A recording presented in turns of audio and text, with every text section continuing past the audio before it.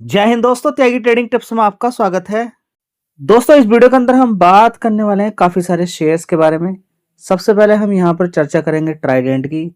अगर चार्ट देखने की कोशिश करते हैं, क्योंकि आज वर्किंग डे नहीं था, लेकिन इसको वर्किंग डे बनाया गया। बजट संडे के दिन छुट्टी होती है, लेकिन अगर आप चार्ट देखेंगे गूगल पर तो उल्टे पुल्टे चार्ट आपको दिखाई देंगे, आप सही से देख नहीं पाएंगे। लेकिन फिर भी अगर देखने की कोशिश करते हैं तो आज ऐसी न्यूज़ बजट के अंदर देखने को मिली कि ट्राइडेंट के अंदर लगभग 7% की तेजी देखने को मिली है। ठीक है, ये गूगल के चार्ट पे आपको ये सारी चीज़ें आज दिखाई नहीं देंगी है। आपको ऐसे ही समझना होगा कि इतनी ज़बरदस्त तेजी बनी कि शेयर 28 रुपये तक ऊपर तक पहुंच चुका था। बढ़िया ज़बरदस्त 7-8% की बढ़िया तेजी देखने को मिली है।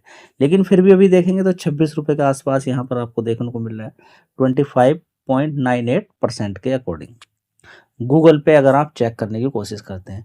चलिए, न्यूज़ क्या थी उसको देख लेते हैं कि बजट में ऐसी कौन सी न्यूज़ देखने को मिली जो टेक्सटाइल के अंदर अच्छा खासा। देखिए, टेक्सटाइल के अंदर देखें, हमारा अमेरिका के साथ काफ़ी बड़ा बिजनेस होता था। ठीक है, वो अभी टैरिफ की वजह से दिक्कत परेशानी के अंदर चल रहा है, लेकिन उसका ऑल्टरनेट रूट हमने ढूंढ लिया। किसको? एयू। ठीक है, और दूसरे देशों के साथ भी हमारा, देखिए, जो जिधर से पूरा हमारा जितना एक्सपोर्ट होता था अमेरिका के साथ, वो दूसरी तरफ हम डाइवर्ट कर रहे हैं। वो मेनली कहाँ पर होगा? यूरोपियन कंट्री के अंदर। तो पहला हिंट तो आपको उधर मिल गया था, लेकिन अभी पूरी पक्की बात नहीं हुई है, वो भी समझना जरूरी है। अब ऐसा नहीं कि ट्राइडेंट खरीद के बैठ जाएं, और यूरोपियन कंट्री के साथ अभी बातचीत चली है। ये अभी रफ कागज बनकर तैयार किए गए हैं, पूरी पक्की वाली नहीं हुई। वहां पर अभी उनके भी, जैसे कि यहाँ से पास होता है कोई बिल, वैसे ही वहां पर पास होगा सरकार के द्वारा, उसके बाद वो फाइनल आएगा। ये 2027 की बात करें, स्टार्टिंग में 27 के स्टार्टिंग में ये मान के चलिए पक्का हो पाएगा। ठीक है, चलिए, क्लियर हो गया आपके साथ। चलिए, अब आगे हम देखते हैं कि कौन कौन सी एक खबर देखने को मिली है, किससे रिलेटेड? टेक्सटाइल से रिलेटेड। दोस्तों, क्योंकि यूरोपियन कंट्री के साथ बांग्लादेश अभी तक मौज कर रहा था, हम उसको कुछ कहते नहीं थे कि पड़ोसी देश है, अच्छा खासा इकोनॉमी को करेगा, अपनी सपोर्ट करेगा, इकोनॉमी आगे बढ़ाएगा, तो फिर कोई दूसरा देश भी कब्जा नहीं करेगा। और इंडिया के आसपास का देश अगर इसी तरह से मजबूत रहेगा तो बहुत अच्छी बात है। लेकिन बांग्लादेश के अंदर तो बिल्कुल अलग ही चीज़ें देखने को मिल रही है, इंडिया के खिलाफ भी बहुत ज़्यादा बातें देखने को मिल रही है। ठीक है, तो अब ये सर्जिकल स्ट्राइक वहाँ पर हो चुकी है, कमर आगे टूटती हुई नजर आएगी। मेगा प्लान यहाँ पर निकाल दिया है सरकार ने। क्या निकाल दिया है? मेगा प्लान निकाल कर तैयार कर दिया है। क्या मेगा प्लान है वो आपको मैं यहाँ पर वन बाय वन करके बता देता हूँ कि प्लान यहाँ पर क्या निकाला गया है। चलिए, सबसे पहले हम यहाँ पर देखेंगे हाई क्वालिटी वाले किफ़ायती स्पोर्ट्स सामान की यहाँ पर क्या किया गया है, विस्तार देने को यहाँ पर बोला गया है। राष्ट्रीय फाइबर योजना के तहत यहाँ पर आप देखेंगे कि रेशम, ऊन, जूट जैसे प्राकृतिक फाइबर, मानव निर्मित फाइबर और नए जमाने के फाइबर में आत्मनिर्भरता के लिए राष्ट्रीय फाइबर योजना की गई है। ठीक है, टेक्सटाइल विस्तार और रोजगार योजना। ठीक है, मशीनरी के लिए पूंजी की सहायता दी जाएगी, तो फिर उसमें क्या होगा? मशीनरी आएगी। साथ में technology upgradation, common testing, certification केंद्रों के साथ पारंपरिक क्लस्टर की आधुनिक बनाने के लिए टेक्सटाइल विस्तार और रोजगार योजना को आगे बढ़ाने के लिए यहाँ पर सरकार पूरी मदद करेगी।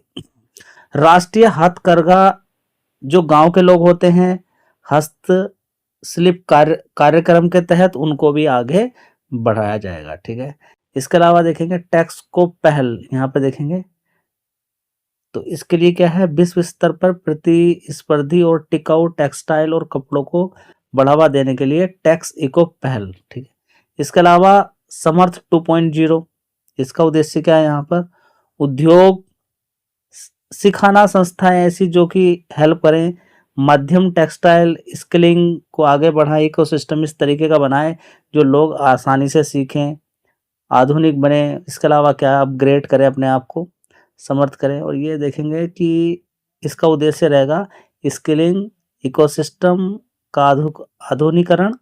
और इसके लिए अगर देखें तो इंडस्ट्री और एकेडमिक संस्थानों के साथ सहयोग से वर्कफोर्स का फ्यूचर रेडी बनाना है। ठीक है, तो अच्छी बात है कि इंडिया के अंदर और ज़्यादा से ज़्यादा लोग आए, उनको कोई दिक्कत परेशानी है तो सरकार उसमें हेल्प करेगी। तो ये बहुत अच्छी बात यहाँ पर देखने को मिल रही है और सरकार का टारगेट वैसे भी आप देखेंगे 2030 तक 100 बिलियन एक्सपोर्ट का लक्ष्य यहाँ पर दिया गया है। चलिए, बहुत अच्छी बात यहाँ पर देखने को मिल रही है।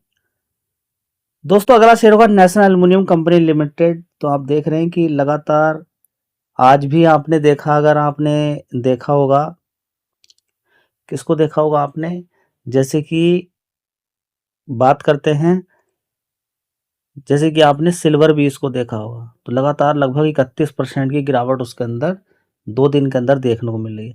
तो ये भी 2 दिन का टोटल गिरावट आपको देखने को मिला है नेशनल एल्युमिनियम कंपनी लिमिटेड के अंदर। 75 रुपये की गिरावट देखने को मिल रही है, 17% की गिरावट यहाँ पर देखने को मिल रही है। तो कल और आज का दोनों जुड़ गया। चार्ट आपको ढंग का देखने को नहीं मिलेगा, ठीक है। तो चार्ट आपको देखना है तो अपने डिमेट के अंदर आप देख लें। आज का चार्ट तो इसी तरीके का आपको देखने को मिलेगा, उल्टा पुल्टा आपके समझ में नहीं आएगा। फिलहाल गिरावट आज देखने को मिली है, कल भी गिरावट आपको देखने को मिलेगी जब एडजस्टमेंट होते हुए नजर आएंगे, ठीक है। तो नेशनल एल्युमिनियम कंपनी के अंदर बड़ी गिरावट देखने को मिल रही है, ठीक है। रीजन बिहाइंड आपको समझ में आ जाना चाहिए, क्योंकि जबरदस्त इनके अंदर तेजी बनी थी। पूरे बात करें कमोडिटी के अंदर, जबरदस्त देख लीजिए यहाँ पर कि अगस्त के अंदर 180 रुपये का शेयर था ये कितना पहुंच जाता है, 428 रुपये तक। और सिर्फ यही नहीं पहुंचा है, दूसरे शेयर भी आप देख लीजिए। हिंदुस्तान कॉपर को आप देख लीजिए, जबरदस्त यहाँ पर अब गिरावट, 2 दिन की गिरावट इतनी हो चुकी है। तो पूरे यहाँ पर आप देखेंगे कमोडिटी के अंदर हाहाकार देखने को। दोस्तों, अगला शेयर है IIFL फाइनेंस लिमिटेड, ठीक है। इसकी अगर बात करते हैं तो इसके अंदर 10% की गिरावट देखने को मिल रही है जी। यहाँ पर 13% वो देखिए कल का भी यहाँ पर ऐड हो चुका है। आज आप चार्ट पैटर्न मत देखिए, आप देखिए सिर्फ IIFL फाइनेंस है, शेयर का भाव क्या है, कहाँ तक गिरा हुआ है, बस उसको आप यहाँ पे चेक कर सकते हैं, ठीक है। बड़ी गिरावट है। रीजन बिहाइंड आपने देखा कि STT बढ़ने का असर कहाँ कहाँ पर देखने को मिल रहा है। जो भी बड़े बड़े ब्रोकर हैं उन पे भी असर देखने को मिल रहा है। आप देखिए CDSL के एंजल 1 के अंदर बड़ी बड़ी गिरावटें देखने को मिल रही है, ग्रो के अंदर गिरावट देखने को मिल रही है। जबकि STT फ्यूचर एंड ऑप्शन के अंदर हुआ है बढ़ा, जो देखने को बढ़ा है और वो सही बढ़ा है। मैं बोलता हूँ, मैं सपोर्ट कर रहा हूँ। नॉर्मली मैं STT वगैरह को सपोर्ट नहीं करता हूँ, लेकिन फ्यूचर एंड ऑप्शन के अंदर मैं बोल रहा हूँ कि यहाँ से और बढ़ना चाहिए था, ताकि लोग फ्यूचर एंड ऑप्शन के अंदर जाए ना बिल्कुल भी, ठीक है। चलिए, तो देखिए गिरावट है यहाँ पर। दोस्तों, यहाँ पर अब हम बात करने वाले हैं 2 कंपनियां जिनके रिजल्ट्स आए हैं मार्केट बंद होने के बाद। इसको बोलते हैं, पहला शेयर FL3I लिमिटेड, जिसको पहले FL इंडिया के नाम से जाना जाता था, ठीक है।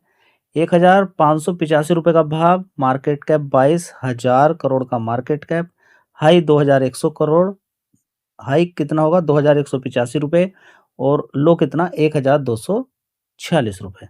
तो अभी कितना चला है, 1585 रुपये के आसपास रिजल्ट्स आ चुके हैं। चलिए एक बार देख लेते हैं।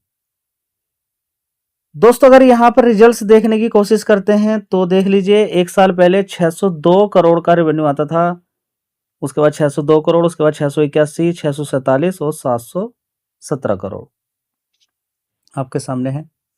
ऑपरेटिंग प्रॉफिट यहाँ पे देख सकते हैं 131, 134, 140, 146, 163 करोड़। इसी तरीके से अगर आप देखने की कोशिश करते हैं, नेट प्रॉफिट देख लीजिए, 100 करोड़ का 103 करोड़, 106 करोड़, 111 करोड़ और 119 करोड़, ठीक है। रिजल्ट्स ठीक है। आप देखते हैं कि मार्केट इसको कैसे लेता है, क्योंकि मार्केट के अंदर पहले कितना बोनस स्प्लिट दिया, कितनी तेजी बनी, बहुत कुछ देखा जाता है, तब जाके डिसाइड किया जाता है।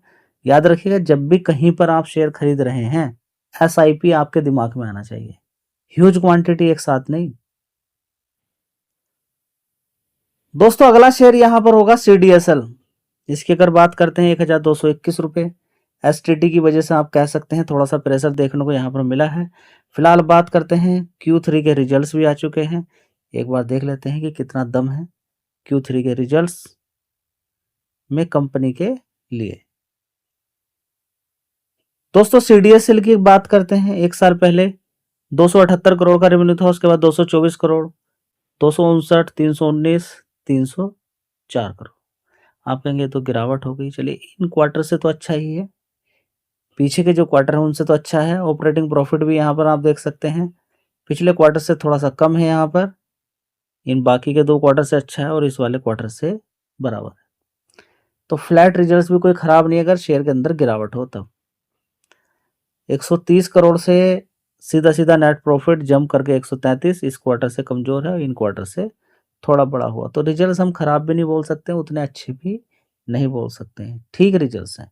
वीडियो अच्छी लगी लाइक शेयर कर दीजिएगा। धन्यवाद।